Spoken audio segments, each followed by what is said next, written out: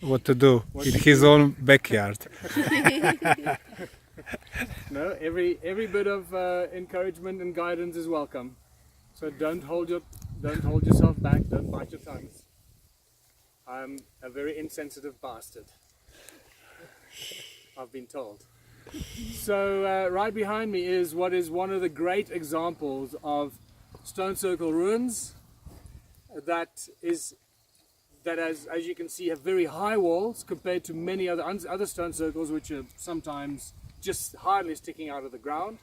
There's a reason for why this ruin is in such a good state, is because this has been occupied until very recently.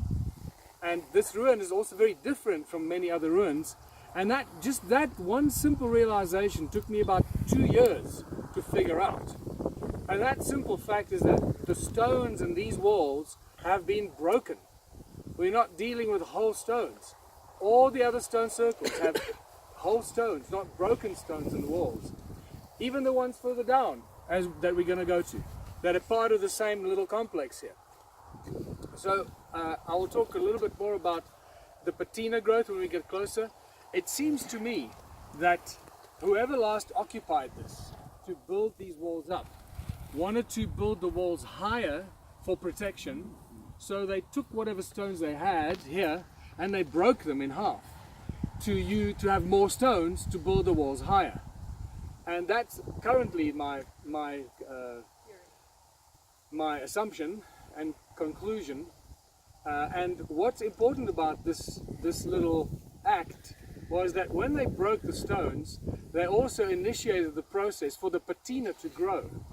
And I'll point out the patina. When these stones break, these stones in the walls, as you'll notice, are hard black rock called hornfels.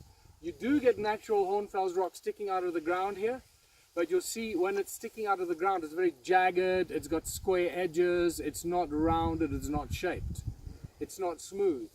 Very different process. And again, in the museum, I'll talk a lot more about that, because that could create a lot of geological confusion when we start talking about the natural bedrocks and the fossils, which are the same material, believe it or not.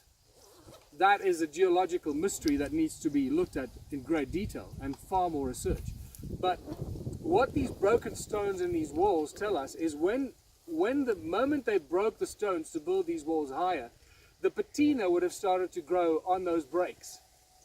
And looking at the patina, when you can see the patina with your naked eye, when it's already visible and this grayish beige kind of skin, we know that patina is at least 1,000 years old, probably way more than 1,000 years old, because this patina grows very, very slowly. It's a process of both oxidization and crystallization. It works both from outside and from inside.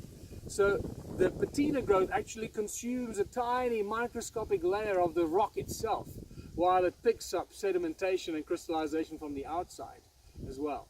So we can deduce from the patina growth on the broken rocks that these walls, as they stand here, have probably been standing in the shape for the last 2, maybe even 3,000 years.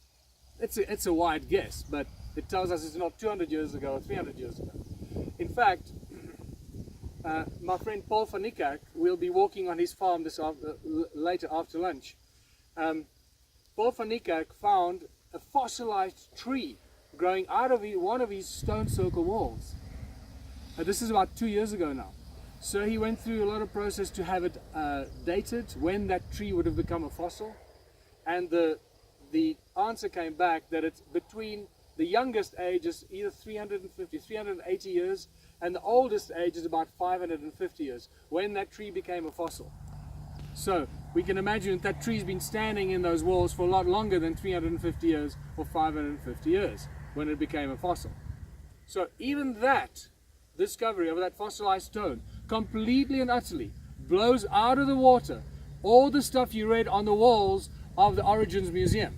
So it's not just me saying so, there's other conclusive scientific evidence, and plus obviously the Dravidian activity and so much more.